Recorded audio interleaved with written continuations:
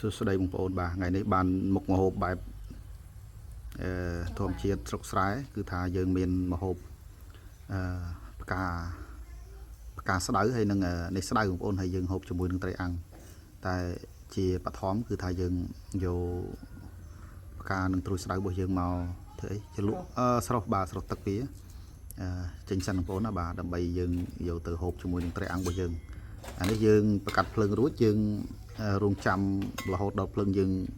មានល្ងើកអញ្ចឹងយើងយកផ្កាស្ដៅយើងមកស្ដុះផ្កាស្ដៅមកស្ដុះ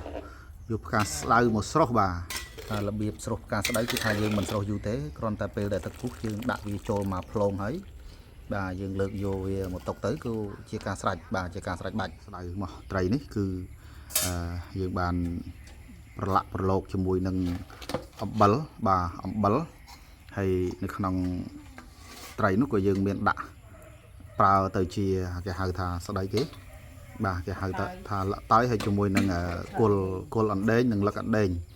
ដោយសារអត់បានដាក់លក់គ្រីក៏យើងយកគល់អណ្ដែងហើយនឹងលក់តើយមកញាត់ជំនួសបាទជាវាឆ្អាបបាទបងប្អូនហើយសម្រាប់ណែត្រីរបស់យើងក៏ថាយើងមានតែមួយដល់អញ្ចឹងកុំឲ្យវាអត់គូយើងក៏យកត្រប់ក្តរគោបាទត្រប់ក្តរគោដែលមានរូបរាងសុទ្ធរាងទៅនឹងត្រីយកមកអាំងជាមួយនឹងត្រីដើម្បីទៅជាអន្លក់ជ្រលក់ជាមួយនឹងត្រីតែម្ដងបងប្អូនបន្ទាប់ពីយើងដាក់ត្រីរបស់យើងអាំងទៅលើចក្រានយើងឆ្លៀតនៅក្នុងពេលដែលយើងរងចាំត្រីឆ្អិនក៏ចាប់ផ្ដើមមកផ្សំទឹកជ្រលក់របស់យើង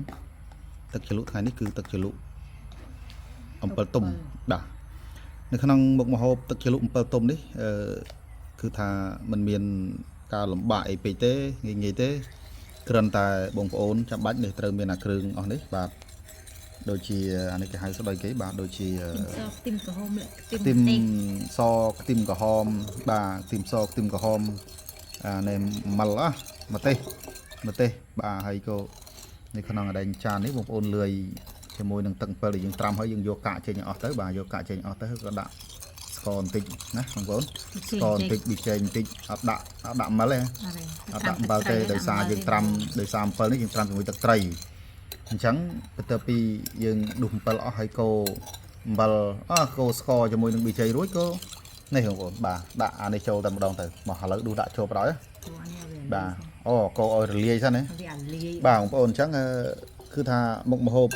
របៀបធ្វើទឹកជ្រលក់នេះគឺថាងាយទេបាទងាយទេងាយស្រួលទេអញ្ចឹងនេះបន្ទាប់ពីយើងកូរគ្រឿងឲ្យរលាយហើយក៏យកណែជីស្ដីរបស់យើងនេះដាក់ចូលតែម្ដងទៅបាទប្រហែលជាមួយសន្ទុះទៀតគឺថាអាចយកទៅ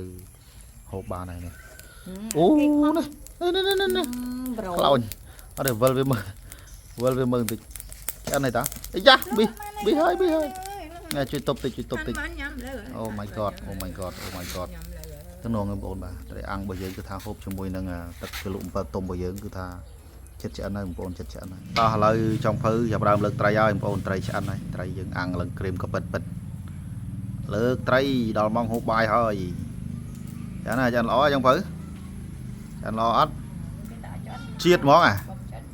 មិនឆ្អិនចប់ហើយបាទឥឡូវឆ្អិនហើយបងប្អូនត្រីយើងបាទត្រីអាំង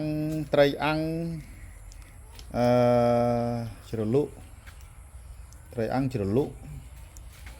អូ